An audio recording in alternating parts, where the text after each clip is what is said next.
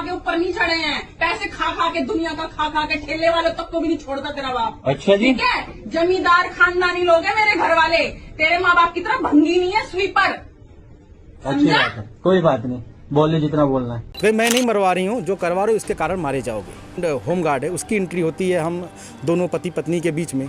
और सर घर इतनी तबाही पे पहुँच चुका है कि घर तो टूट ही रहा है, बच्चे तो दूर हो ही रहे हैं, पत्नी दूर हो ही रही है सर। यहाँ तक कि मैं मुकदमा भी मेरे ऊपर हो गया है और मेरी मौत की साजिश भी रची जा रही है।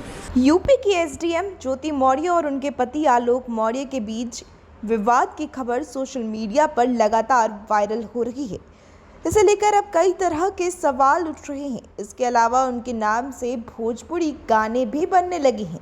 हालांकि इस बीच सोशल मीडिया पर एक खबर तेजी से वायरल हो रहा है। ज्योति मौर्य को पद से हटाने का खबर इस वक्त सोशल मीडिया पर आग लगा रहा है। वहीं आपको बता दें, एसडीएम ज्योति मौर्य की लव स्टोरी के तहत फेसबुक और इंस्टाग्राम पर कई वीडियो प्रकाशित किए जा रहे हैं। इन वीडियो में दावा किया जा रहा है कि योगी सरकार ने ज्योति मौर्य को उसके पद से हटा दिया है। हालांकि ये खबर पूरी तरह से अफवाह है। योगी सरकार ने इस पर अब तक पूरी तरह से एक्शन नहीं लिया है।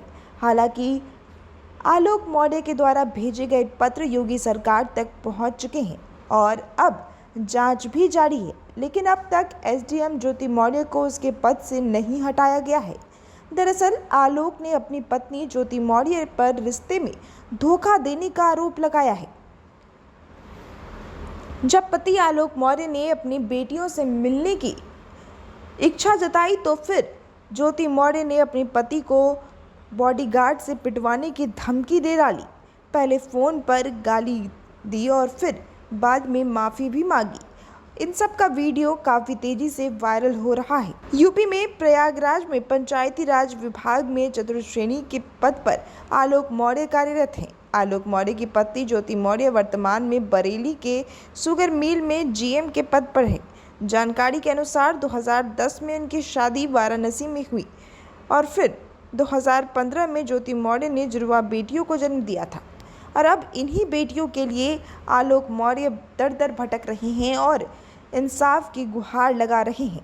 लेकिन अब इन सब में सबसे बड़ा सवाल ये कि क्या योगी आदित्यनाथ की सरकार इस पर एक्शन लेगी, क्योंकि ये पत्र जब जारी किया गया है, आलोक मौर्य ने कई सारे व्हाट्सएप चैट और वीडियो के साथ में अपनी पत्नी ज्योति मौर्य पर कई तरह के आरोप लगाए हैं। लेकिन क्या इन सब पर योगी सरकार फैसला लेगी और ज्योति मौर्य को उनके पद से हटाएगी? Bureau report, news PR live, Patna. Home guard है, उसकी एंट्री होती है हम दोनों पति पत्नी के बीच में। और सर घर इतनी तबाही पे पहुंच चुका है कि घर तो टूट ही रहा है, बच्चे तो दूर हो ही रहे हैं, पत्नी दूर हो ही रही है सर। यहाँ तक कि मैं मुकदमा भी मेरे ऊपर हो गया है और मेरी मौत की साजिश भी रची जा रही है।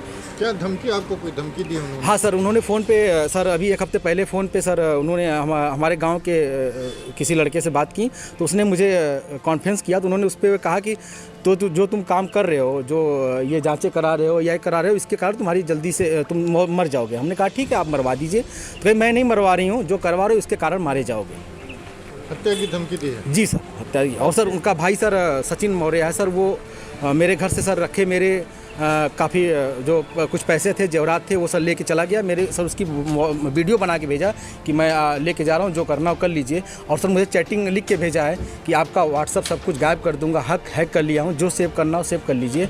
और सर उसने क्या किया कि मेरी सिम भी अपने पास रख लिया है, रख के यूज कर रहा है। मेरा बैंक अकाउंट है, उसमें जुड़ा हुआ है सब कुछ। लेकिन सर वो मेरी जान पे सब लोग तुले हुए हैं सर। क्या वो आपसे तलाक मांग रही है? हाँ सर, उन्होंने मुझसे ऑडियो के माध्यम से कहा है। मुझे अभी तक कुछ ऐसा नोटिस तो नहीं मिला है, लेकिन सर उन्होंने कहा है कि तलाक प्यार से दे दीजिए, बवाल मत करिए, नहीं तो मैं आपको बर्बाद कर दूंगी। आपके DPRO से बात हो गई है, आपको बर्खास्त करा दूंगी, न नौकरी करने दूंगी न जीने दूंगी। आपने इसकी शिकायत कहाँ? सर इसकी शिकायत मैंने सर्वप्रथम सर उसी दिन धूमनगंज SHO साहब से की।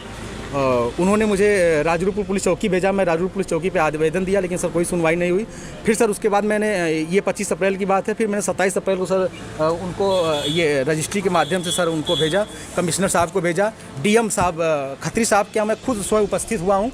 उनसे मैंने बात की कि सर आपके एसडीएम साहब हैं, ऐसा कर रही हैं, तो उन्होंने कहा ठीक है मैं कार्रवाई करवाता हूँ। फिर मैं कमिश्नर साहब के यहाँ गया, कमिश्नर साहब को दिया, पुलिस कमिश्नर साहब के यहाँ उपस्थित हुआ, उनको दिया। फिर कहीं सुनवाई नहीं हुई तो सर मैं डीजीपी साहब के पास गया, डीजीपी साहब ने मेरे बात को संज्ञान में लिया, लेकिन फिर भी सर आवेदन ले लिया गया, कोई कार्रवाई नहीं हुई। उसके बाद सर मैं DG home guard BK Maurya sir के पास गया, उनके यहाँ से मुझे सर कुछ उम्मीद की लौ दिखाई दी, क्योंकि उन्होंने मेरे आवेदन को तुरंत संज्ञान में लिया और टीम गठित कर दी है। डीआईजी इलाहाबाद उसकी जांच कर रहे हैं। मुझे सर कुछ उम्मीद लग रही है कि मुझे कहीं ना कहीं हो सकता है न्याय मिले और मेरी जान